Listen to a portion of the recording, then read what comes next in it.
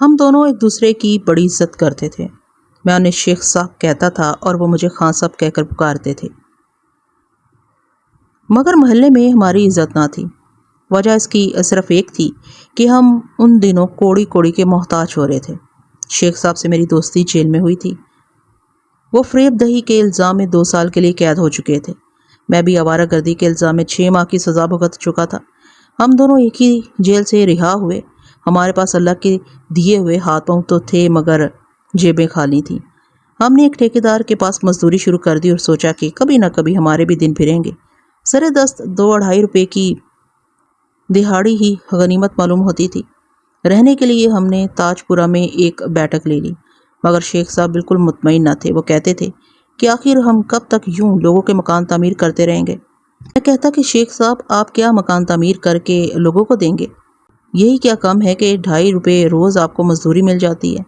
مگر وہ اپنے بھاری بھرکم ہاتھوں کے گٹے دکھاتا اور کہتے، ہاں صاحب انصاف سے کہیے، کیا یہ ہاتھ اس لیے پیدا کیے گئے تھے کہ ان سے میں سارا دن مٹی ڈھوتا رہوں؟ کوئی ترکیب لڑائیں تاکہ کچھ لمبا مال ہاتھ آئے۔ اس طرح تو اللہ قسم ہم 15 دن تک اللہ کو پیارے ہو جائیں گے۔ اور یہ کہتے ہوئے کئی بار ان کی آنکھوں سے آنسو بہہ نکلے تھے۔ مجھے ان پر بڑا ترس آتا تھا۔ ان کا بھاری بھرکم جثہ دیکھ کر میں کہتا، شیخ صاحب آپ کو تو کسی بہت بڑی دکان کی گدی پر بیٹھنا چاہیے تھا۔ حقہ آپ کے سامنے ہوتا، نوکر کام کرتے رہتے اور آپ بیٹھ کر نوٹ گنا کرتے۔ اس ٹوکری مزدوری کے لیے تو آپ پیدا ہی نہیں کیے گئے۔ اس پر وہ ٹھنڈی آہیں بھرتے، 5 آنے دے کر سڑک کے کنارے بیٹھے کسی نجومی سے اپنی قسمت کا حال پوچھتے اور پھر کہتے، ہاں صاحب مال تو قسمت میں ہے، کوئی ترکیب لڑانا پڑے گی۔ واللہ کچھ تو سوچئے، ایسے کیسے چلے گا؟ ہم دن رات روپیہ حاصل کرنے کی ترکیبیں سوچتے رہتے۔ دن کو ٹھیکیدار کے ہاں مزدوری کرتے اور رات کو بگلے کے سگریٹ پی پی کر روپیہ پیدا کرنے کی تدبیریں سوچتے۔ ایک دن شیخ صاحب بڑے خوش نظر آئے۔ میں نے پوچھا، شیخ جی آپ کو یہ میں آج خلاف معمول اتنا خوش کیوں دیکھ رہا ہوں؟ وہ بولے، خان صاحب میں نے ایک تدبیر سوچی ہے۔ اللہ قسم اگر تگڑم لڑ گئی تو وارے نیارے ہو جائیں گے۔ میں ہمتن گوش ہو کر بیٹھ گیا تو معلوم ہوا کہ وہ سیٹھ نبی احمد کے لڑکے محسن کو اغوا کر کے سیٹھ سے 50,000 روپیہ بٹورنا چاہتے ہیں۔ اس منصوبے کی جو تفصیلات انہوں نے بتائیں وہ بڑی معقول اور بڑی خوشگوار تھی۔ میں تو شیخ صاحب کا پہلے ہی مداح اور مرید تھا۔ فوراً اس نیک کام میں ان کا ہاتھ بٹانے کے لیے تیار ہو گیا۔ شیخ صاحب کسی زمانے میں کسی امیر آدمی کے ہاں کار ڈرائیور رہے تھے۔ کار چلانا تو وہ جانتے ہی تھے۔ اگلے دن انہوں نے اپنے ٹھیکیدار کی کار 1 گھنٹے کے لیے مانگ لی کہ اپنے ایک عزیز کی شادی ہے، دلہا کو کار میں بٹھا کر ذرا لال کرتی لے جانا ہے۔ ٹھیکیدار بھلا آدمی تھا، مان گیا۔ کار لے کر ہم دونوں محسن کے اسکول راستے میں جا کھڑے ہوئے۔ اس وقت چھٹی ہونے میں 15 منٹ باقی تھے۔ ہم نے کار سڑک کے ایک طرف کھڑی کر دی اور اس لڑکے کا انتظار کرنے لگے۔ کوئی 20-1 منٹ بعد ہمیں محسن دور سے بستہ گھماتا ہوا نظر آیا۔ ہم مسکین سی صورت بنا کر کار سے ہٹ کر کھڑے ہو گئے۔ شیخ صاحب کی حالت اس وقت قابل دید تھی۔ انہوں نے جیب سے ایک میلا کچیلا کاغذ نکالا۔ جو ہی وہ لڑکا قریب آیا، شیخ صاحب نے آگے بڑھ کر مسکراتے ہوئے کہا، میاں صاحبزادے ذرا ادھر آنا۔ کیا ہے؟ لڑکے نے بڑے گستاخانہ انداز سے کہا۔ لڑکا خاصا صحت مند تھا، گورا چٹا، سرخی مائل رنگ، گھنے سیاہ بال، موٹی موٹی آنکھیں جن سے خون چھلکتا تھا۔ اسے دیکھ کر میں تو بہت ہی مرعوب ہوا۔ بڑوں کا ادب کیا کرو بیٹے، ذرا یہ پتہ تو پڑھ دو۔ شیخ صاحب نے بڑی نرمی سے وہ کاغذ کا پرزہ اس کے سامنے کرتے ہوئے کہا، تو کیا تم پتہ بھی نہیں پڑھ سکتے ہو؟ اتنے بڑے کیسے ہو گئے جو یہ پتہ بھی نہیں پڑھ سکتے؟ لڑکے نے فخر سے سینہ پھلاتے ہوئے کہا۔ اس کی کوٹھی وہاں سے 3 فرلانگ دور تھی۔ دوپہر کا وقت تھا۔ سورج ہمارے سروں پر چمک رہا تھا۔ گرمی سے ہم پسینے میں شرابور ہو چکے تھے۔ وہ لڑکا اٹھلاتا ہوا کار کے قریب آیا۔ کار کا دروازہ بند تھا۔ اس نے یوں ہی شرارت سے دروازہ ایک جھٹکے کے ساتھ کھول دیا اور پھر پاؤں کی ٹھوکر سے اسے بڑے زور سے بند کر کے بولا، یہ کار کس کی ہے؟ یہ ہمارے صاحب کی ہے۔ تم بیٹھو گے بیٹے، ہم تمہیں گھر پہنچا دیں گے۔ گھر جانے کی ہمیں جلدی نہیں ہوتی۔ شیخ صاحب کو میں نے کنکھیوں سے دیکھا۔ اچھا تو پھر چلو ہم تمہیں سیر کراتے ہیں۔ میں نے کہا مجھے یقین تھا کہ خود ہی کار میں بیٹھ جائے گا کہ اس کی باتیں ہی ایسی تھیں، مگر نہیں، وہ ایک دم آگے بڑھنے لگا۔ ابھی وہ کار کے دوسرے سرے پر پہنچا ہی تھا کہ شیخ صاحب نے کار کا اگلا دروازہ کھول کر اسے زبردستی اندر دھکیل دیا اور دروازہ بند کر کے خود اس سے گتھم گتھا ہو گئے۔ سڑک بالکل ویران تھی۔ میں بھی تیزی سے اندر گھس گیا اور ہم دونوں سے پچھلی سیٹ پر بٹھانے کا جتن کرنے لگے، مگر وہ لڑکا تھا کہ کوئی بلا تھا۔ شیخ صاحب نے اس کی ٹانگیں پکڑ کر رسی سے باندھنے کی کوشش کی تو اس نے ایک دم शेख साहब की नाक पर ऐसी टक्कर लगाई कि उनकी भद्दी सी पकौड़ा नाक से खून जारी हो गया। इस पर मैंने खटाक से चाकू निकालकर उसे खौफजदा करने की कोशिश की तो वो मेरी आंखों में आंखें डालकर बोला, मैं तुम दोनों की हड्डियां तोड़ दूंगा, जानते हो मैं रॉबिन हुड हूँ। ये कहकर उसने बैठे बैठे एक घूंसा मेरे जबड़े पर मार दिया। इस घबराहट और तगोदो में अचानक खुला चाकू उसकी कलाई में लग गया, जिससे खून रिसने लगा, मगर उसने उफ तक न की। खून पूछ कर वो बड़े इत्मीनान से बैठ गया। उसके चेहरे से जरा सी भी घबराहट जाहिर न होती थी। शेख साहब ने कार स्टार्ट कर दी तो भी वो बड़े इत्मीनान से बैठा रहा। हमारी तवक्को के बिल्कुल बरक्स वो लड़का बड़ा खूंखार साबित हो रहा था। मैं खुला चाकू हाथ में पकड़कर उसके पास बैठा था। वो बड़े पुरएतमाद लहजे में बोला, तुमने मुझे कार में क्यों बिठाया? शोर मचा दूं तो तुम अभी पकड़े जाओगे। 13-14 साल का वो लड़का अपनी उस खुद एतमादी से मुझे बराबर खौफजदा कर रहा था। हम तुम्हें लंबी सैर करवा के वापस ले आएंगे, लेकिन अगर तुमने शोर मचाया तो हम तुम्हें यहीं ख़त्म कर देंगे, मैंने फैसला कुन अंदाज से कहा। इसके बाद वो कुछ न बोला। हम उसे रावलपिंडी शहर से दूर कोहे मरी की तरफ कोहाला के करीब ले गए। रास्ते में हमने एक जगह कार रोक कर उसके मुंह पर ज़बरदस्ती रुमाल बांधा और उसके हाथ पैर रस्सियों में जकड़ कर पिछली सीट के नीचे डाल दिया। मगर इस काम में हमें काफ़ी चोटें सहना पड़ी और शेख साहब का तो इसने बहुत ही बुरा हाल कर दिया था। वो थके हुए भैंसे की तरह हाँफते हुए फिर कार चलाने लगे। एक वीरान मकाम पर हमने उसे कार से निकाला और पहाड़ पर घने जंगल में जा घुसे। वहाँ एक गार सी बनी हुई थी। हमने उस लड़के को वहाँ डाल दिया। शेख साहब बोले, हाँ साहब, अब मैं ठेकेदार को कार वापस करके आता हूँ और सेठ नबी अहमद के नाम चिट्ठी भी डाक में डालाऊंगा। अगर उसे अपने बेटे की ज़रूरत है तो वो 50,000 रुपया लेकर 12 तारीख की रात को कोहाला पहुँच जाए। अगर उसने पुलिस को खबर कर दी तो हम उसके बेटे को कत्ल कर देंगे। मगर शेख साहब, वो सेठ अगर रुपया लाया भी तो हम उससे किस तरह वसूल करेंगे? जाहिर है वो पुलिस के बगैर तो नहीं आएगा। पुलिस आई तो हम रुपया नहीं लेंगे। अगर वो खुद ही रुपया लेकर आया और उसकी नीयत नेक हुई तो मैं खुद उससे मिलकर रुपया ले लूँगा। खा तो नहीं लेगा वो मुझे। मैं ख़त में उसे बता दूंगा कि हम उसे किस जगह मिल सकते हैं, शेख साहब ने कहा। अच्छा भाई, जैसे आपकी मर्ज़ी, मैं क्या कह सकता हूँ। सिर्फ 7 दिन का राशन लेकर हम आए हैं, अगर ज़्यादा दिन गुजर गए तो हम भूखे मर जाएंगे, मैंने कहा। तुम फिक्र न करो, मैं ठेकेदार से शादी के अखराजात के लिए 100 रुपये उधार ले चुका हूँ, शेख साहब ने कहा। मैंने कार से बर्तन और आटा और दूसरा सामान निकालकर उस कार में पहुँचा दिया और शेख साहब शहर वापस चले गए। लड़का अभी तक गार के अंदर बंधा पड़ा था। मैंने उसके मुंह पर से रुमाल खोल दिया तो वो गंदी गालियां बकने लगा। हम दरअसल उस पर कोई सख्ती करने का इरादा नहीं रखते थे कि उसने हमारा क्या बिगाड़ा था, और सच्ची बात तो यह है कि उस पर सख्ती करते हुए वैसे भी हम खौफजदा थे, क्योंकि वो लड़का बड़ा ही खूंखार नजर आता था। उसकी गालियां सुनकर मैं मुस्कुरा कर रह गया। तुम्हें घर याद आ रहा होगा, मैंने कहा। घर का क्या है, मैं किसी वक्त भी घर जा सकता हूँ, मगर ये जगह कौन सी है? वो बोला। मेरा ख्याल था कि वो रोएगा, चीखे चिल्लाएगा, मगर उसकी आंखों से एक भी आंसू नहीं था। और हम ऐसे मामलों में बिल्कुल अनाड़ी थे कि लड़कों को किस तरह काबू किया जा सकता है। हर कदम पर हमारी नातजुर्बेकारी जाहिर होती थी। हम कोहे मरी से आगे आ चुके हैं और हम चंद दिन इस जंगल में गुजारेंगे। तुम डरोगे तो नहीं? अबे मूछल सलाम, तू मुझे डराना भी चाहे तो मैं डर नहीं सकता। बेटे तू खुद ही मुझसे खौफजदा है जो यूं मेरे हाथ पाँव मेरे हाथ पाँव बांध कर बैठा है, उसने बेखौफ लहजे में कहा। जंगल का माहौल बड़ा ही हैबतनाक था। खुद मुझे भी वहाँ हौल आता था, मगर उस लड़के पर कत्तन कोई असर न हुआ था। उल्टा उसे मजाक सूझ रहा था। मेरी मूछों की निस्बत वो मुझे मूछुल इस्लाम का खिताब दे रहा था। यार तू किस धात का बना हुआ है? पता है तुझे, हम अगवा करके लेकर आए हैं। जब तक तेरा बाप हमें 50,000 रुपया नहीं देगा हम तुम्हें यहीं कैद करके रखेंगे। मैंने उसे फिर डराने की कोशिश की। अच्छा तो ये बात थी? अरे मूछुल इस्लाम, तूने ये बात मुझे पहले ही क्यों ना बता दी? वो मोटा गीदड़ अब मेरे अब्बा जान से रुपया लेने गया होगा। वो बोला, हाँ वो गया तो है, अगर कामयाब हो गया तो ठीक है, वरना तुम्हारी खैर नहीं, मैंने कहा। तुम मेरा कुछ नहीं बिगाड़ सकते, क्योंकि मैंने तुम्हारा कुछ नहीं बिगाड़ा।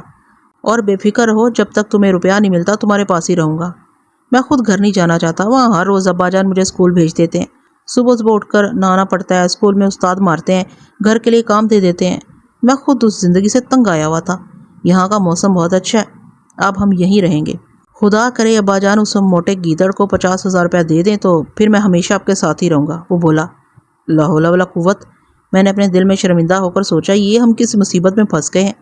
इस लड़के पर तो ज़रा भर भी रोब नहीं पड़ता। अगर तुम्हारे अब्बा ने रुपया ना दिया तो हम तुम्हें हर रोज़ मारा करेंगे। मैंने फिर कहा, अबे मूछ मुँह धोकर रख, ज़रा ये मेरे हाथ पाँव तो खोल कर देख, तेरी मैं कैसी ठुकाई करता हूँ। मुँह धोकर रख बेटे, ये धौंस किसी और को देना। अब्बा जान रुपया नहीं देंगे तो मेरा क्या कसूर होगा उसमें? بولتا کیوں نہیں ہے بے چڑے؟ وہ میرا منہ چڑھا کر بولا، ابے دیکھ اگر تو میرا نام بگاڑتا رہا تو یاد رکھ اچھا نہ ہوگا۔ میرا نام خان صاحب ہے، بس تو مجھے خان صاحب کہا کر اور میرے ساتھی کو شیخ صاحب، سمجھا کہ نہیں؟ اچھا اچھا، وہ موٹا گیدڑ شیخ صاحب اور تو خان صاحب ہے؟ واہ واہ، کیا کہنے۔ ابے موچ، تجھے تو جیل میں ہونا چاہیے تھا، تیری شکل ہی جیب کتروں جیسی ہے۔ بڑا آیا کہیں کا خان صاحب، تیر نہ کمان، بے باپ کے خان۔ وہ پھر میرا منہ چڑھا کر عجیب انداز سے مسکرایا۔ میں تو اس کی اس بات سے بالکل ہی چڑ گیا۔ اچھا تو بکواس کرتا رہ بیٹھ کر، میں روٹیاں پکانے کے لیے آگ کا بندوبست کرتا ہوں، میں نے کہا۔ ابے موچ الاسلام، تو ناراض ہو گیا؟ دیکھ آج سے ہم تمہیں مامو جان کہہ دیا کریں گے، اب خوش ہے نا تو؟ اور پھر زیر لب مسکرایا۔ ہت تیرے ماموں کی ایسی کی تیسی لعنت ہے، اس دن کے جس دن تو پیدا ہوا تھا۔ میں تیرا ماموں کس رشتے سے ہوا بے میٹھے؟ میں نے بہت زیادہ تپ کر کہا۔ تو یہ بات بھی تجھے پسند نہیں؟ یہ تو بڑی عزت کی بات ہے پیارے مونچھ پونچھ۔ اچھا تو پھر ہم تمہیں خان صاحب ہی کہا کریں گے، آج سے ہماری تمہاری دوستی پکی ہو گئی۔ بس تم ذرا یہ ہاتھ پاؤں کھول دو، خدا کی قسم درد ہونے لگا۔ وعدہ رہا کہ ہم کہیں نہیں بھاگیں گے۔ اور پھر ماموں جان، میں تو خود یہاں رہنا چاہتا ہوں، خدا کرے ابا جان اس موٹے گیدڑ کو 50,000 روپیہ دے دیں، مگر یار موچ یہ رقم کچھ زیادہ نہیں ہے؟ پھر تو نے میرا نام بگاڑا، میں نے غصے سے کہا۔ اچھا بھائی غلطی ہوئی، مگر یہ تمہاری مونچھیں ہی ایسی ہیں کہ اچھا خیر، تو کیا تم اپنا مطالبہ ذرا کم نہیں کر سکتے؟ ویسے تو ابا جان کے پاس میں نے سنا ہے کروڑوں روپے ہیں، مگر وہ میری خاطر اتنا روپیہ نہیں دیں گے، کم سے کم مجھے تو بالکل امید نہیں ہے۔ کیوں، ایسی کیا بات ہے؟ لوگ اولاد کے لیے جان دے دیتے ہیں۔ دے دیتے ہوں گے جان بھائی، مگر اپنے ابا جان ایسے نہیں ہیں۔ وہ تو میرے لیے زیادہ سے زیادہ 100 روپیہ دے سکتے ہیں۔ 100 روپیہ کیا مطلب؟ یعنی تمہاری قیمت گھر میں صرف 100 روپیہ ہوگی؟ میں نے حیران ہو کر پوچھا۔ نہیں یہ بات نہیں ہے جناب مونچھ، نہیں جناب خان صاحب، مگر وہ مجھے کچھ اچھا نہیں سمجھتے، بس ہر وقت ڈانٹتے رہتے ہیں۔ یہ کوئی ایسی بات نہیں، سب بچوں کے باپ ڈانٹا کرتے ہیں، شیخ صاحب کا مطالبہ وہ ضرور مان لیں گے، اولاد کس کو پیاری نہیں ہوتی۔ اچھا تم یہ بتاؤ اور وعدہ کرو کہ یہاں سے بھاگو گے تو نہیں؟ میں نے کہا۔ نہیں بھائی ماموں جان، آپ کے سر کی قسم، ہم خود یہاں رہنا چاہتے ہیں۔ ہمارے ماسٹر کہتے ہیں کہ رابن ہوڈ ایسے ہی جنگلوں میں بہادری کے کارنامے دکھایا کرتا تھا، ہم بھی یہاں اس جنگل کے رابن ہوڈ بن جائیں گے، تیر کمان بنا کر شکار کھیلیں گے، شیروں کی پیٹھ پر سوار ہو کر ہرن مارا کریں گے۔ خدا کا شکر ہے کہ ہم سے اسکول کی لعنت چھوٹی۔ میں تو آپ کا زندگی بھر ساتھ دینے کو تیار ہوں۔ وہ بڑے جوش سے بولا۔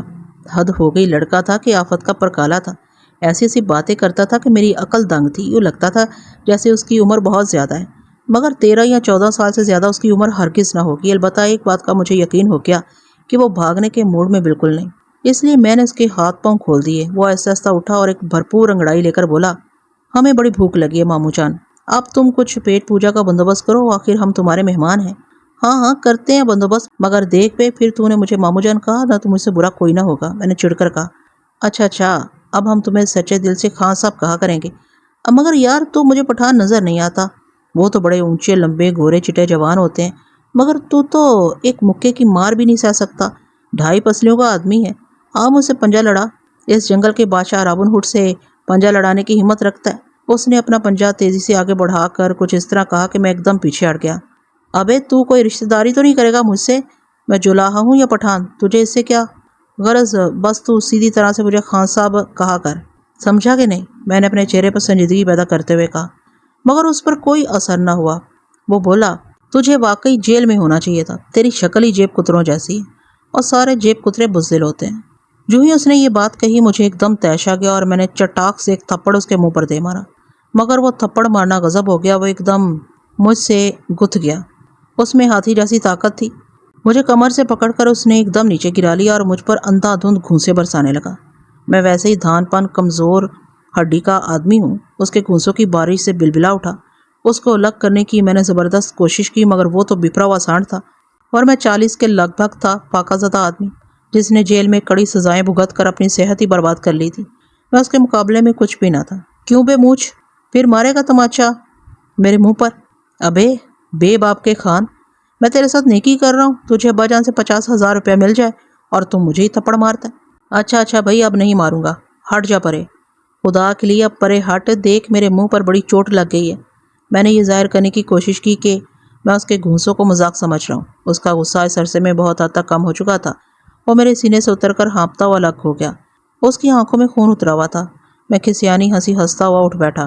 میں ظاہر نہیں کرنا چاہتا تھا کہ اس کے گھونسوں سے میں نے درد محسوس کیا تھا یا مجھے کوئی شکایت تھی۔ جب ذرا میرا دم درست ہوا تو میں نے کہا، چل بھی اب ذرا لکڑیاں اکٹھی کر کے لا، ہم کھانا پکاتے ہیں۔ خبردار جو آپ مجھ سے کشتی لڑی، جا اب شرافت سے لکڑیاں لا۔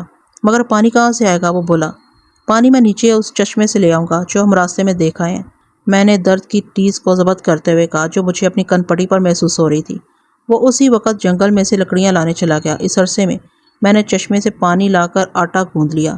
جب وہ آیا تو اس کے سر پر لکڑیوں کا بہت بڑا گٹھا تھا اور وہ مسکراتا ہوا جیسے اس کی ساری عمر ہی لکڑیاں ڈھوتے گزرتی ہے۔ میں نے پتھروں کا چولہا بنا کر اس پر توا رکھا اور روٹیاں پکانے لگا۔ مجھے یوں مصروف دیکھ کر وہ بولا، بھائی مچھل، ارے نہیں بھائی خان صاحب، تم تو روٹیاں بہت اچھی پکا لیتے ہو، کہیں باورچی وغیرہ تو نہیں رہے؟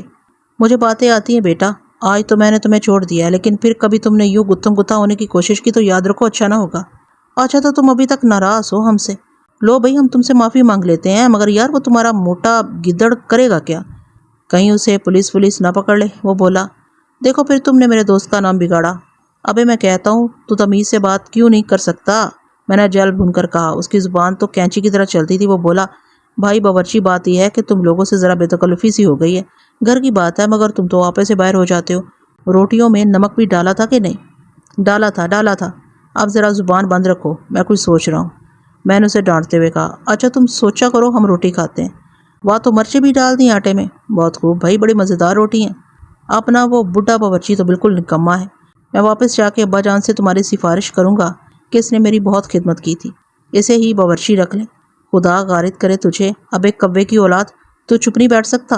میں نے جلتی ہوئی لکڑی چولہے سے نکال کر اسے ڈراتے ہوئے کہا، مگر اس نے ایک دم اٹھ کر بوٹ کی ٹھوکر جو اس لکڑی کو ماری تو ایک انگارہ اڑ کر میرے پاؤں پر گر گیا۔ میں درد سے بلبلا اٹھا، ایک دم میری جلد جل گئی۔ انگارہ کوئی چھوٹا نہ تھا۔ اف تیرا بیڑا گرک، تو کیوں میری جان کا دشمن ہو رہا ہے، لانتی کہیں کے! میں چیخا۔ وہ بولا، ارے مچھل، تیرا تو پاؤں جل گیا، اب دوا بھی تو یہاں کوئی نہیں، کیا کریں اب؟ جلن سے میں بے حال ہو گیا تھا، مگر کر ہی کیا سکتا تھا، صبر شکر کر کے بیٹھا رہا۔ روٹیاں پکا کر میں نے اسے کھلائیں۔ اپنا دوزخ بھرنے کے بعد اس نے پیٹ پر ہاتھ پھیرا اور بولا، اچھا بھائی مچھل، میں ذرا جنگل میں ٹہل آؤں، تم اتنے میں برتن وغیرہ صاف کرو، دیکھو گھبرانا نہیں، میں بھی آ جاؤں گا۔ میں نے غصے سے پھنکارتی ہوئی نظروں سے اسے دیکھا تو وہ بڑی عیاری سے مسکراتا ہوا گھنے جنگل کی طرف چلا گیا۔ شام ہونے میں 1 گھنٹہ باقی تھا۔ میں نے برتن سمیٹے اور فارغ ہو کر سگریٹ پینے لگا۔ مجھے شیخ صاحب کا بڑی شدت سے انتظار تھا۔ میں اس بدماش سے خواہ پٹ گیا تھا۔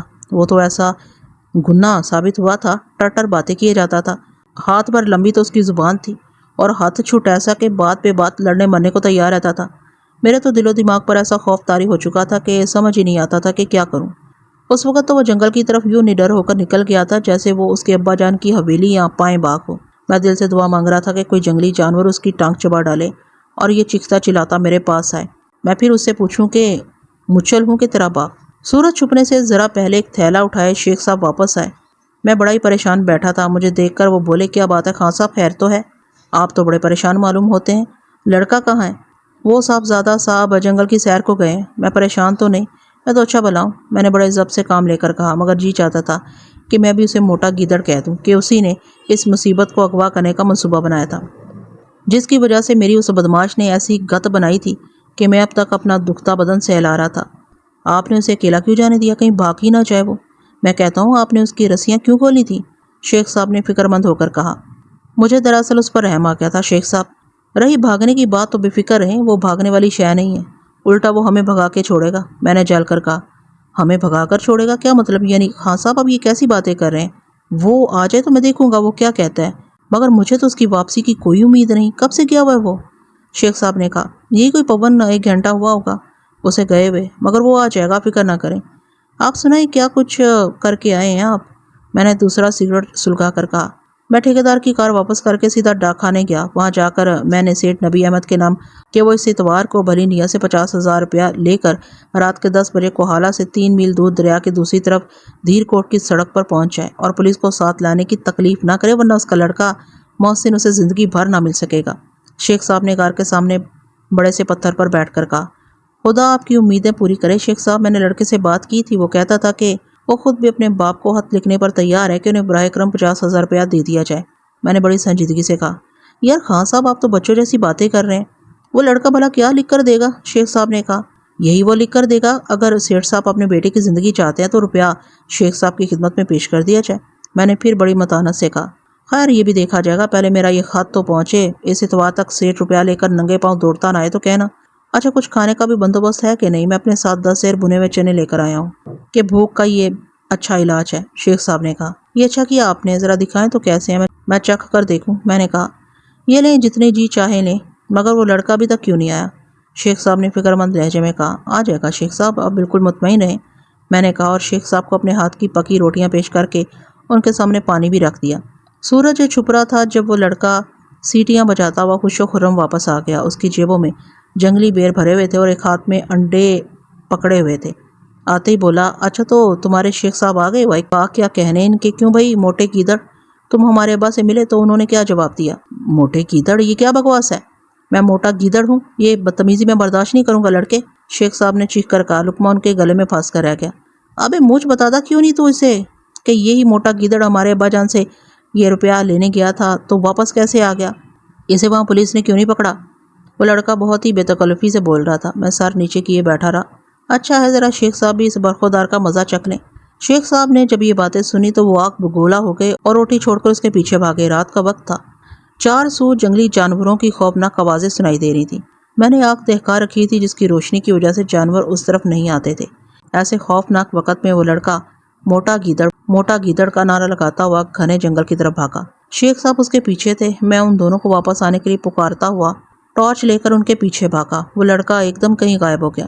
شیخ صاحب کوئی 1 فرلانگ اس کے پیچھے بھاگے ہوں گے کہ ان کی رفتار سست پڑ گئی۔ اتنے میں میں ان کے پاس جا پہنچا۔ وہ بیچارے تھکے ہوئے بھینسے کی طرح ہانپ رہے تھے۔ مجھے ان پر بڑا ترس آیا، مگر جب مجھے اپنی گت یاد آئی تو میں اندھیرے میں مسکرا کر رہ گیا۔ میں نے ان کے کندھے پر ہاتھ رکھا اور کہا، صبر سے کام نہیں شیخ صاحب، ایسے معاملوں میں ایسی باتیں سننا ہی پڑتی ہیں۔ بچہ ہے، اگر ہم نے اسے یوں ڈرا دیا تو وہ بھاگ جائے گا۔ اسے پیار سے بلائیں، اسے پیار سے باز کریں، اچھی ہاک ڈالیں ایسے پیار پر۔ اچھا بچہ ہے وہ، گز بھر لمبی تو اس کی زبان ہے، مینڈک کی طرح ٹراتا رہا تھا۔ میں تو اس کی ہڈیاں توڑ دوں گا۔ وہ مجھے جانتا نہیں ہے، خدا کی قسم میں اس کا خون پی لوں گا گھونٹ گھونٹ کر کے۔ حد ہو گئی، یعنی آپ کے سامنے وہ مجھے موٹا گیدڑ کہہ رہا تھا اور آپ ہیں کہ اس کی وکالت کر رہے ہیں۔ شیخ صاحب بہت زیادہ سیخ پا ہو رہے تھے۔ میں ٹھیک عرض کر رہا ہوں شیخ صاحب، اس سانپ کا منتر ہمارے پاس نہیں ہے۔ اس بدماش کو نام رکھنے میں ایسی مہارت حاصل ہے کہ بس دیکھتے رہیے۔ اس نے چھوٹتے ہی میرا نام موچل السلام رکھ دیا۔ آپ کے سامنے وہ مجھے اس نام سے پکارا تھا، اب میں کیا کرتا؟ اس کی زبان کاٹ دیتا۔ اس لیے میرے بھائی یہاں صبر کے سوا اور کوئی چارہ نہیں ہے۔ آئیے واپس چلتے ہیں، وہ خود ہی آ جائے گا، رات بھیانک ہوتی جا رہی ہے، آئیے بھی۔ میں شیخ صاحب کو کھینچتا ہوا واپس چل دیا۔ ہم اپنی غار سے 8 فرلانگ دور تھے۔ جنگل میں چاندنی چھن چھن کر درختوں کے نیچے لہریں بنا رہی تھی۔ ایک درخت کے نیچے سے ہم گزر رہے تھے۔ شیخ صاحب بلند آواز سے اول فول بکتے میرے پیچھے آ رہے تھے کہ اچانک وہ زبردست چیخ مار کر رہ گئے۔ میں نے تیزی سے پیچھے مڑ کر دیکھا، وہ اپنی گردن سہلا رہے تھے۔ کیا ہوا شیخ صاحب، کیا ہوا؟ میں نے گھبرا کر پوچھا۔ میری گردن میں اس درخت پر سے کوئی پتھر لگا ہے، اب میری تو شاید ہڈی ٹوٹ گئی ہے۔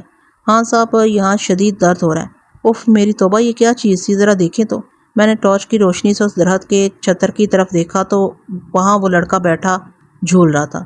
ٹارچ کی روشنی دیکھ کر وہ بولا، دیکھا رابن ہوڈ کا حملہ؟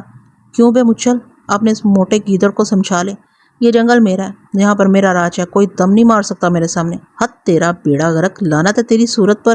شیخ صاحب کو تو خواہ زخمی کر دیا، اب نیچے اترے گا بھی کہ نہیں؟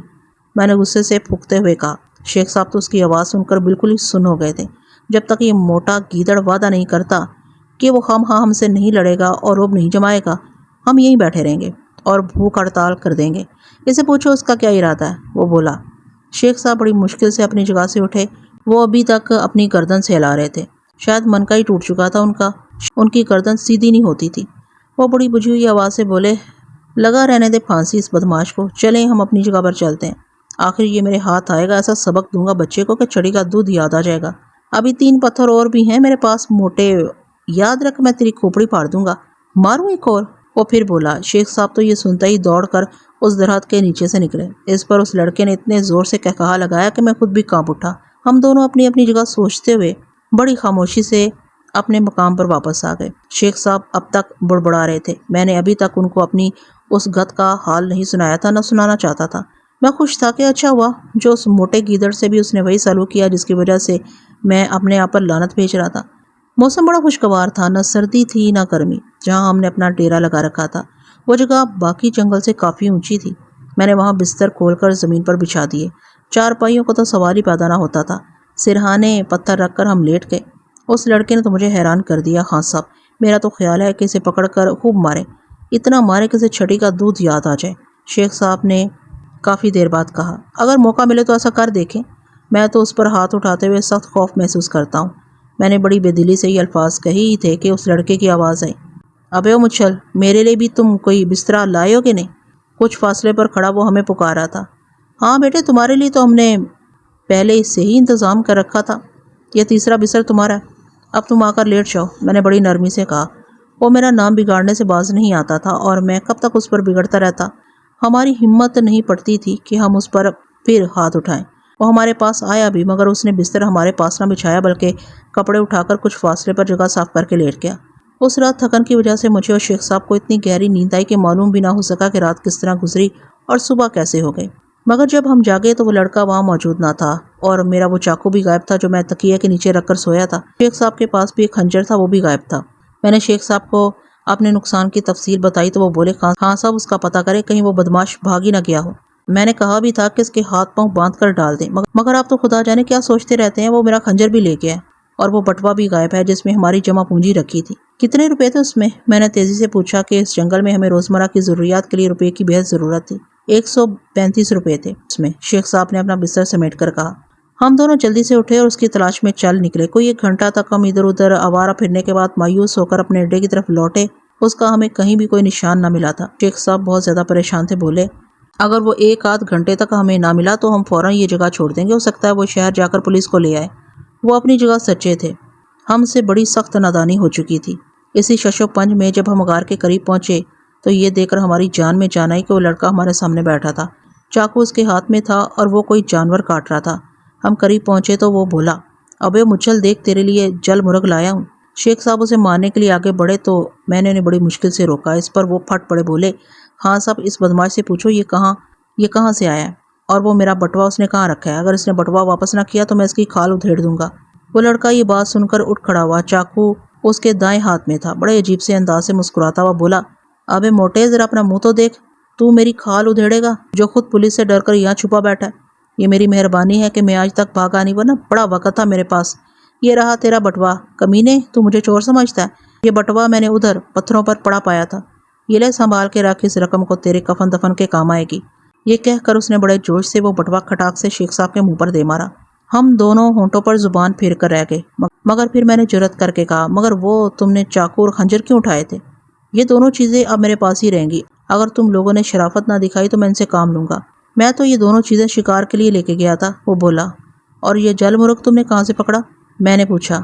یہ ایک جگہ 8-10 بیٹھے تھے، میں نے ایک جھاڑی کے پیچھے چھپ کر ان پر خنجر مارا جو ایک کے پیٹ میں لگ گیا، باقی اڑ گئے۔ بس اس کی گردن پر میں نے فوراً تکبیر پھیر دی، وہ پھر اطمینان سے بیٹھ کر گوشت کاٹنے لگا۔ اب ہم اسے صلح کرنے پر مجبور ہو چکے تھے کیونکہ وہ ہمیں قدم قدم پر شکست دے رہا تھا۔ ہم ساری عمر بھی لگے رہتے تو بھی ایک مرغ نہ پکڑ سکتے، اور جو باتیں وہ اس کم عمری میں کر سکتا تھا ہمیں عمر کے اس حصے میں بھی نہ کرنا آتی تھی۔ شیخ صاحب کا غصہ بھی اب ٹھنڈا ہو چکا تھا، چنانچہ وہ اس کے پاس بیٹھ کر مرغ کا گوشت بنانے لگے۔ آگ جلائی اور ہم سب نے بھون کر اسے خوب مزے لے کر کھایا۔ اتوار تک کا وقت گھڑیاں گن گن کر گزرا۔ اتوار کی شام کو شیخ صاحب اکیلے ہی دھیر کوٹ کی طرف روانہ ہو گئے۔ جگہ اور مقام کا تعین وہ خود ہی کر چکے تھے۔ سب سے زیادہ حیرت کی بات یہ تھی کہ اس سازش میں وہ لڑکا خود ہم سے بہت زیادہ تعاون کر رہا تھا۔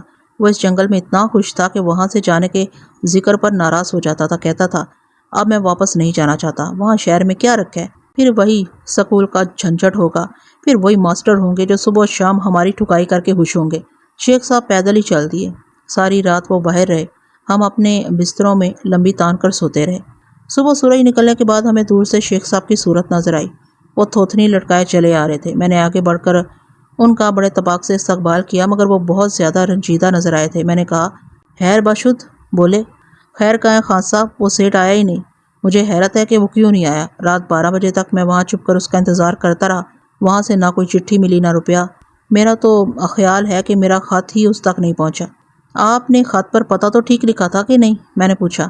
اجی کمال کرتے ہیں آپ، اس کام کے لیے تو میں نے اپنی زندگی خطرے میں ڈال رکھی ہے، میں پتہ بھی ٹھیک نہ لکھتا، یہ کیسے ہو سکتا ہے؟ شیخ صاحب نے کہا۔ وہ بہت زیادہ تھکے ہارے نظر آتے تھے۔ میں نے کہا، آپ نے باقی رات کہاں گزاری؟ لعنت بھیجے جی اس قصے پر، کہیں سار چھپانے کو جگہ نہ مل سکی اور واپسی بالکل ناممکن تھی۔ 8 میل کا پیدل سفر، رات تاریک، راستہ ویران، میں تو وہیں ایک درخت کے نیچے بڑا سردی میں اکڑتا رہا۔ مجھے آپ سے بڑی ہمدردی ہے شیخ صاحب، چلیں پہلے محضر تناول فرما لیں، میں نے کہا۔ وہ سمجھ گئے کہ میں مذاق کر رہا ہوں، بس جل کر رہ کے بولے، آپ کو مذاق سوچ رہا خان صاحب؟ ذرا غور فرمائے کہ وہ سیٹ وہاں نہیں آیا، اس نے ہمارے خط کی کوئی پرواہ نہیں کی، اسے اپنی اولاد سے زیادہ اپنی دولت پیاری معلوم ہوتی ہے۔ وہ لڑکا اب تک وہیں بیٹھا دور سے ہمیں دیکھ رہا تھا۔ جب ہم کافی دیر تک آگے نہ بڑھے تو وہ آہستہ آہستہ چلتا ہوا ہماری طرف آیا اور بولا، روپیہ ملا کہ نہیں؟ تمہارے ابا نے کوئی جواب ہی نہیں دیا، میں نے کہا۔ اس پر وہ خوب ہنسا، کافی دیر کہے لگاتا رہا۔ ابے اب چپ بھی ہوگا کہ نہیں؟ شیخ صاحب نے چلا کر کہا۔ میں ابے نہیں ہوں، ابے تم ہو، موٹے گیدڑ، تمہارے ساتھ یہی سلوک ہونا چاہیے۔ میرے ابا اتنی آسانی سے روپیہ دینے لگے تو دنوں میں ختم ہی ہو جائیں۔ سیٹھ کو تیرے جیسے نالائق کی پرواہ ہوتی تو وہ ضرور ہمارے خط کا جواب دیتا۔ میں نے چال چلی۔ یہ بات سن کر وہ ایک دم غصہ گیا اور اداسی نظروں سے مجھے دیکھتا ہوا واپس ہو گیا۔ لڑکے کو میری اس بات سے صدمہ پہنچا۔ میں نے حیران ہو کر کہا، بڑا گنا بدماش ہے، کیا سمجھتے ہو اسے؟ میرا بھی یہی خیال ہے کہ سیٹھ دولت کو اولاد سے زیادہ عزیز سمجھتا ہے، شیخ صاحب نے کہا۔ اس کے بعد ہم اپنے اڈے پر واپس آ گئے۔ 1.5-2 گھنٹے بعد شیخ صاحب کوہ مری چلے گئے۔ وہ سیٹھ کو ایک اور زوردار خط لکھنے کا ارادہ رکھتے تھے۔ وہ چلے گئے تو ہم دونوں جنگل میں بڑے اطمینان سے سیر و تفریح کرتے رہے۔ اس لڑکے نے کمال کا پھرتیلا بدن پایا تھا اور دماغ تو اس کا اتنا تیز تھا کہ اڑتی چڑیا کے پر گن لیتا تھا۔ اس روز وہ دیر تک چشمے کے قریب چھپ کر بیٹھا رہا۔ وہاں کئی جانور پانی پینے کے لیے آتے تھے۔ شام ہونے سے ذرا پہلے وہاں 2 نیل گائیں پانی پینے کے لیے آئیں۔ اس لڑکے نے ایک بڑا سا رسا کہیں سے تلاش کر لیا تھا۔ وہ شاید کسی شکاری کا اس جنگل میں رہ گیا ہوگا اور وہ اس رسے کا ایک سرا درہ سے باندھ کر دوسرے کو کھلی کھسکنے والی گرا دے کر وہاں بیٹھا تھا۔ مجھے اس کی اس حرکت پر ہنسی آ رہی تھی۔ کئی بار میں اسے واپس چلنے کو کہہ چکا تھا مگر وہ اپنی بات کا دھنی تھا، جم کر وہاں بیٹھا رہا۔ وہ نیل گائیں پانی پی کر واپس جانے لگی تو اس نے کچھ اتنی پھرتی اور سرعت سے اچھل کر رسا پھینکا کہ ایک نیل گائے کا پورا سر اس گرا میں پھنس کر گردن تک جا پہنچا۔ گرا کھسکتی گئی اور ہلکا تنگ ہوتا گیا، جس کی وجہ سے وہ گائے اس طرح سے بند کر رہ گئی۔ دوسری گائے خوفزدہ ہو کر سر پٹ بھاگی۔ اس نے اتنی مہارت اور چابک دستی سے وہ گائے پکڑ لی تھی کہ میں اش اش کر اٹھا اور واہ واہ کرتا ہوا اس کی طرف دوڑا۔ رسے کا دوسرا سرا اس طرح سے بندھا تھا اور وہ گائے مسلسل اس رسے کو توڑنے کے لیے زور لگا رہی تھی۔ لڑکا بالکل خاموش اور سنجیدہ رہا۔ اس کے چہرے پر ایسی متانت آ رہی تھی کہ میں حیرت زدہ سا رہ گیا۔ میری کسی بات کا اس نے جواب نہیں دیا۔ پتلون کی جیب سے اس نے شیخ صاحب کا لمبے پھل کا خنجر نکالا اور سنبھل کر اس گائے کی طرف بڑھا جس کے نوکیلے سینگ دیکھ کر میں بے حد خوفزدہ ہو رہا تھا۔ کتنی اس کے قریب مت جا محسن، دیکھ تو کتنی بپری ہوئی ہے وہ، میں چلایا مگر اس نے سنی انسنی کر دی اور پہلو کی طرف سے ہو کر اس نے ایک دم پیٹ میں وہ خنجر پھونک دیا۔ ایک لحظے کے لیے تو جنگل میں اس نیل گائے کی چیخوں نے تمام دوسری آوازیں دبا کر رکھ دیں۔ اس لڑکے کے ہاتھ سے چھوٹ چکا تھا۔ وہ گائے بڑے خوفناک انداز سے اس پر حملہ کر رہی تھی۔ اب اس نے میرا چاقو اپنے سیدھے ہاتھ میں پکڑ لیا اور رسے کی آخری حد پر جا ٹھہرا۔ گائے تیزی سے دوڑتی ہوئی اس کی طرف بڑھی تو وہ ترا دے کر اس کے دوسرے پہلو کے ساتھ لگ گیا۔ ابھی اس نے اپنا سر موڑا ہی تھا کہ اس نے وہ چاقو اس کے پہلو میں پوری قوت سے کھونپ کر باہر کھینچ لیا۔ یہ زخم بہت ہی گہرا اور بڑا کاری لگا تھا۔ خون کے فوارے چھوٹ پڑے۔ وہ 4.5 فٹ اونچا گھٹے ہوئے بدن کا خوبصورت سا گورا چٹا لڑکا میرے لیے اچنبھا بن گیا تھا۔ میں نے زندگی میں پھر کبھی ایسا منظر نہیں دیکھا۔ اس کے بالوں کی لٹیں اس کے چہرے پر پڑی تھی، ہونٹ پیچھے ہوئے آنکھیں اس گائے پر جمی ہوئی۔ اسے اس بات کے سوا اور کسی بات کا ہوش نہ تھا کہ اس نے اس نیل گائے کو ہر قیمت پر زیر کر لینا ہے، اور اس کوشش میں وہ کامیاب ہو چکا تھا۔ دوسرا زخم لگانے کے بعد وہ الگ ہو کر کھڑا ہو گیا۔ اس کی نظریں مجھ سے ایک لحظہ کے لیے دو چار ہوئیں تو مجھے یوں محسوس ہوا جیسے وہ کہہ رہا ہو کہ یاد رکھو، اگر تم نے کوئی گڑبڑ کی تو میں تمہارے ساتھ بھی یہی سلوک کروں گا۔ اس خیال نے مجھے اور زیادہ خوفزدہ کر دیا کہ اگرچہ ہم اسے اغوا کر کے لائے تھے مگر اب یوں معلوم ہوتا تھا کہ جیسے اس نے ہمیں باندھ رکھا ہو۔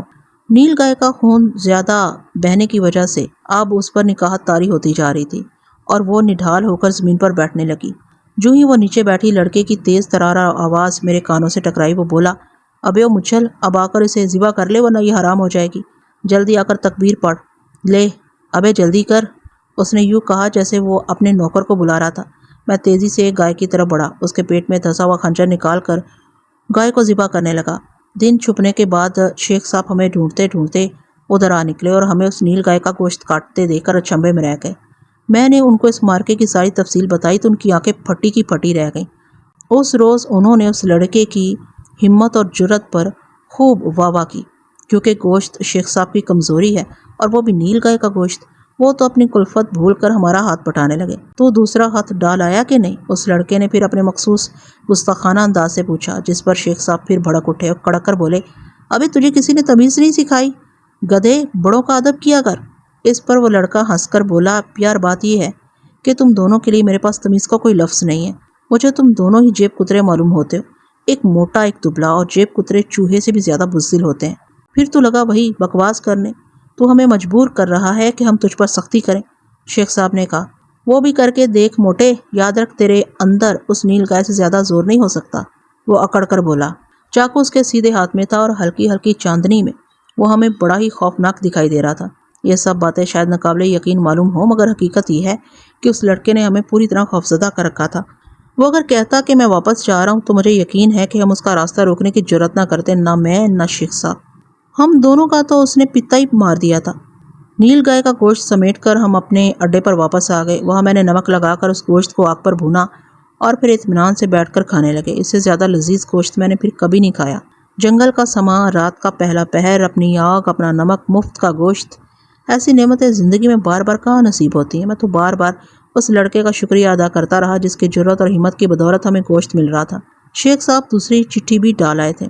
आपकी बार उन्होंने सेठ को कोहे मरी पहुंचकर किसी जगह 50,000 रुपये रख देने का हुक्म दिया था और कहा था कि अगर जुमेरात को शाम के 7 बजे तक रुपया वहां ना पहुंचा तो हम उसके बेटे को कत्ल कर देंगे। ये बड़ा नेक इरादा था जिसकी कामयाबी का मैं दिल से ख्वाहिशमंद था, मगर मैं सोचता था कि उस लड़के को कत्ल कौन करेगा। अपने अंदर तो मैं इतनी हिम्मत ना पाता था और शेख साहब उसे देखकर पहले लाल होते थे और फिर कुछ सोचकर पीले होने लगते थे। तो मैंने सोचा कि क्या उसे कत्ल करने के लिए हमें शहर से कोई कसाई मंगवाना पड़ेगा। आपने इस हादसे का जिक्र मैंने शेख साहब से किया तो वो मुझ पर बहुत बिगड़े और बोले, खान साहब, खुदा की कसम, मुझे अगर कोई डर है तो सिर्फ ये कि ये मंसूबा आपकी बुज़दिली की वजह से नाकाम होगा, वरना इसकी कामयाबी में कोई शुबा नहीं। आपने खामखा उस लड़के को सर पर चढ़ा रखा है, हाथ भर का लौंडा है और आप मुझे उससे डराते रहते हैं। मैंने हैरत से उनकी तरफ देखा तो वो सख्त जोश में मुब्तला थे। मैंने कहा, मगर शेख साहब, वो नील गाय का हशर तो आपने देखा था और उस साहबजादे के अल्फाज भी आपको याद होंगे। उस वक़्त तो आपको कोई जवाब न सूझा था। कमज़ोर आसामी देकर आप मुझ पर तो फ़ौरन सवार हो जाते हैं, मगर मेरा कसूर तो बताएं कि क्या है। इस पर वो लाजवाब से होकर जेबों में से सिगरेट तलाश करने लगे। जुमेरात आई तो वह दोपहर को उस पहाड़ पर से नीचे उतरा कि सड़क पर से बस में बैठकर कोहे मरी चले गए। उस रात भी वो वापस ना आए। दूसरे दिन 11 बजे के करीब वो फिर मुंह लटकाए वापस आ गए। लड़का उस वक्त जंगल में गया हुआ था। शेख साहब आकर बड़ी खामोशी से दरी पर बैठ गए। मैंने कहा, या हजरत, ये खामोशी कैसी? मालूम होता है कल भी सेठ नहीं पहुंच सका। मैंने मुस्कुराकर कहा। इस पर वो अजीब सी उदास नज़रों से मुझे देखते हुए बोले, यार खान साहब, समझ में नहीं आता कि मामला क्या है। मैं तो लाल कुर्ती भी फिर आया हूँ। ना तो उस लड़के की गुमशुदगी की अखबार में इतला है, ना पुलिस में चर्चा। थाने का एक सिपाही मेरा वाकिफ़ है, वो मुझे बाजार में मिल गया। मैंने उससे भी पूछा, मगर मालूम हुआ कि सेठ ने सिर्फ लड़के की गुमशुदगी की रिपोर्ट दर्ज करवाई है। उसके बाद उसने कोई खबर नहीं ली। मैं तो सख्त हैरान हूँ, ये लड़का सेठ का बेटा भी है या नहीं। इसमें तो शक की कोई गुंजाइश ही नहीं है कि ये लड़का सेठ का ही बेटा है, मगर सेठ इसके मुतालिक फिक्रमंद क्यों नहीं हुआ? मैंने सोचते हुए कहा। मैं तीसरी और आखिरी चिट्ठी आज सेठ को भिजवा आया हूँ। कल इतवार की शाम को 7 बजे कोहे मरी में रुपया लेकर पहुंच जाए, वरना फिर हम जिम्मेदार ना होंगे। मैंने उसे ख़त लिखने का पता भी बता दिया। वो मुझे चाहे तो पोस्ट मास्टर की मार्फत ख़त भी लिख सकता है। शेख साहब बोले, ये आपने बहुत बुरा किया है। जब आप ख़त लेने जाएंगे तो वहाँ ही पुलिस आपको धर लेगी। मैंने परेशान होकर कहा, मैं कच्ची गोलियां नहीं खेला हूँ खान साहब। अपना नाम मैंने उसे सही थोड़ी बताया। फिर अगर वहाँ लेटर बोर्ड पर बगैर किसी पाबंदी के मुझे वो ख़त रखा मिल गया तो ले लूँगा, वरना किसी से नहीं पूछूंगा। अगर सेठ ने पुलिस को साथ मिलाया तो सेठ का ख़त बाहर आम लोगों के ख़तों में ना होगा, बल्कि उसके इंतज़ार में पुलिस के आदमी वहाँ होंगे। जो कोई वो ख़त तलब करेगा उसे धर लेंगे। मगर मैं ऐसा क्यों करूँगा भला? और फिर जिस जगह मैंने सेठ को पहुँचने के लिए लिखा है वहाँ ऐसी जगह मौजूद है जहाँ छुप कर मैं सारा मंजर देख सकूँगा कि सेठ खुद आया या पुलिस साथ लाया, या क्या मामला है। शेख साहब ने तफसील के साथ सारी बात मुझे समझाई। बस फिर ठीक है, मगर मैं कहता हूँ कि अगर सेठ इस इतवार को भी ना आए तो फिर क्या होगा? उस लड़के को कत्ल करने का फिर क्या फ़ायदा? ये तो हमारा मकसद ही नहीं है। मैंने कहा, यह मामला काफ़ी टेढ़ा है, मगर नहीं, ये कैसे हो सकता है कि कोई बदबख्त अपनी औलाद से इस कदर लापरवाह हो जाए कि वो कोई खबर ही ना ले। शेख साहब ने बड़े एतमाद के साथ कहा, आटा और नमक हमारे पास काफ़ी था। गोश्त उस लड़के की बदौलत उस नील गाय का इतना मिल चुका था کہ ہمارے کافی دن نکل گئے۔ وہاں موسم سرد ہونے کی وجہ سے وہ گوشت خراب بھی نہ ہوا تھا۔ ہم نے ٹکڑوں میں نمک لگا کر رکھ لیا تھا، وہ ہم کھاتے رہے اور سگریٹ پیتے رہے۔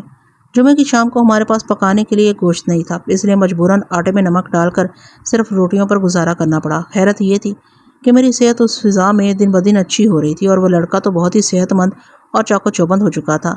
وہ سیر بھر بھنا ہوا گوشت صبح اور اتنا ہی شام کو کھا کر ہضم کر لیتا تھا۔ میری بھی بھوک چمک گئی تھی، البتہ شیخ صاحب ہر وقت کڑتے اور پریشان رہنے کی وجہ سے بد ہضمی اور کھٹے ڈکاروں کا شکار ہو رہے تھے۔ موٹاپے کی وجہ سے وہ زیادہ دوڑ دھوپ پسند نہ کرتے تھے، بس سارا دن بیٹھے سگریٹ پیتے رہتے۔ میں اور وہ لڑکا البتہ خوب لمبی لمبی سیریں کرتے۔ مچھل تو وہ مجھے اب بھی کہتا تھا، مگر اب وہ دوستی کے رنگ میں بات کرتا تھا۔ اس کی طرف سے ہم بالکل بے فکر تھے کہ اس کا تو گھر جانے کو جی ہی نہ چاہتا تھا۔ ایک دقت تھی کہ کپڑے ہمارے بہت میلے ہو چکے تھے اور صابن ہم لے کر نہیں آئے تھے۔ یہ تو امید ہی نہ تھی کہ ہمیں وہاں اتنے دن تک رہنا پڑے گا۔ نہانے کا صابن البتہ ہمارے پاس تھا، اور ہم چشمے پر جا کر دوسرے چوتھے دن نہا لیتے تھے، اور یوں ہمارے دن وہاں اس جنگل میں ہنسی خوشی گزرتے رہے۔ اتوار کی دوپہر کو شیخ صاحب ایک بار پھر اس سیٹ کو گالیاں دیتے ہوئے بڑی امیدوں کے ساتھ وہاں سے روانہ ہوئے۔ میں نے انہیں گلے لگا کر اور لمبی لمبی دعائیں دے کر رخصت کیا۔ لڑکا ہماری اس تگ و دو اور دوڑ دھوپ سے بالکل لا تعلق ہو چکا تھا۔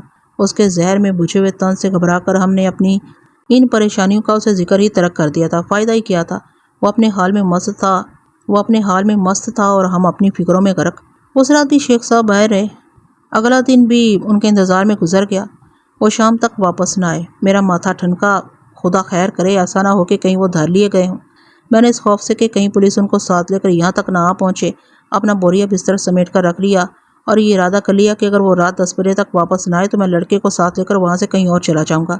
چاندنی راتیں تھی، سگریٹوں کے ڈبے بھی کافی موجود تھے، البتہ 2-3 دن سے گوشت نہیں مل رہا تھا۔ اگرچہ وہ لڑکا سارا دن چشمے اور اس کے ارد گرد کے جنگل میں سر پھوڑتا پھرتا تھا، مگر اسے کامیابی نہ ہو سکی تھی۔ ایسے میں خشک روٹی کی غنیمت معلوم ہوتی تھی۔ وہ جان و تن کے رشتے کو قائم رکھے ہوئے تھی۔ رات کو 10 بجے کے قریب دور سے چٹکتی ہوئی چاندنی میں مجھے کوئی شخص چھاڑیوں سے بچتا بچاتا آگے بڑھتا نظر آیا۔ میں نے غور کیا تو معلوم ہوا کہ اپنے حضرت شیخ صاحب علیہ رحمت ہیں۔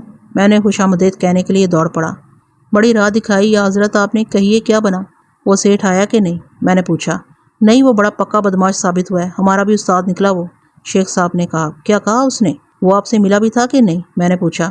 وہ خود کہاں ملنے آتا ہے ہم غریبوں سے، البتہ اس نے 10 پیسے خرچ کر کے خط ضرور بھیج دیا ہے۔ شیخ صاحب نے جیب سے ایک لفافہ نکال کر مجھے بڑی بے دلی سے تھما دیا۔ کیا لکھا اس نے؟ اور یہ خط کیسے آپ نے حاصل کیا؟ میں نے پوچھا۔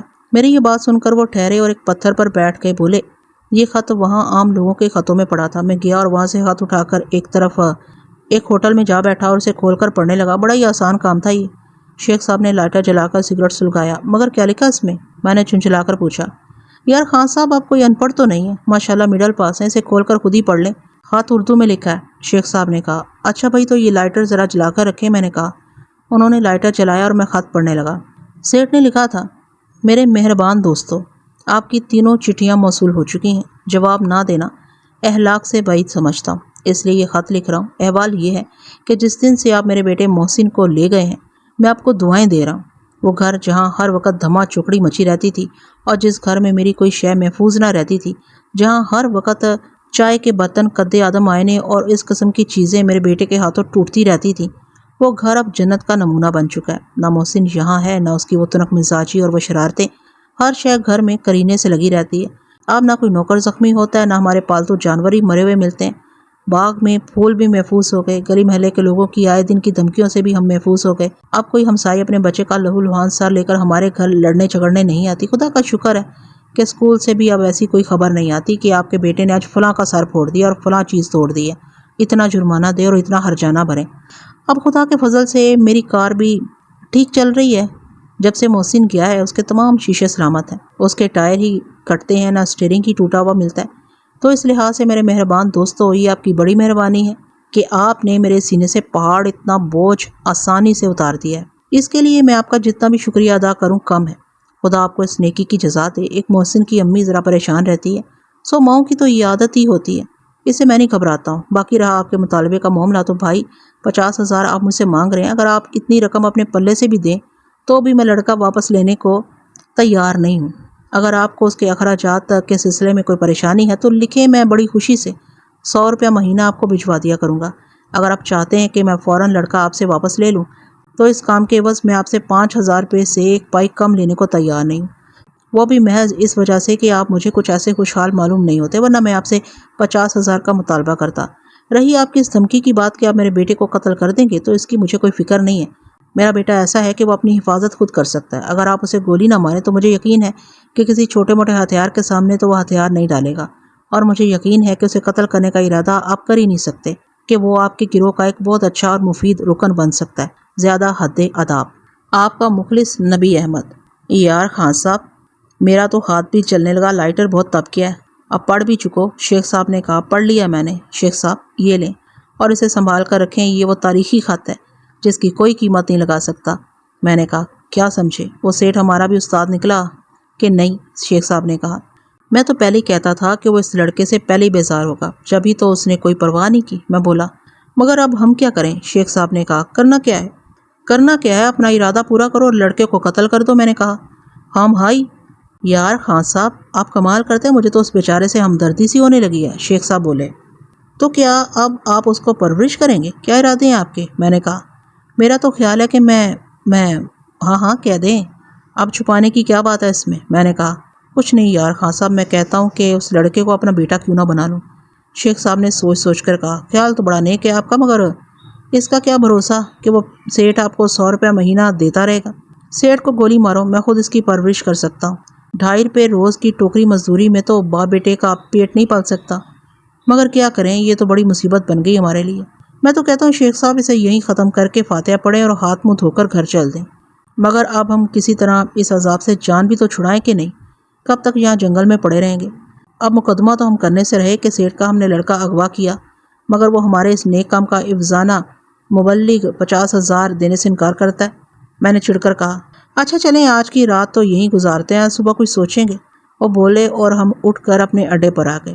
لڑکا سو چکا تھا، ہم نے اسے جگانے کی ضرورت ہی محسوس نہ کی اور شام ہوتے ہی خود بھی پڑھ کر سو رہے۔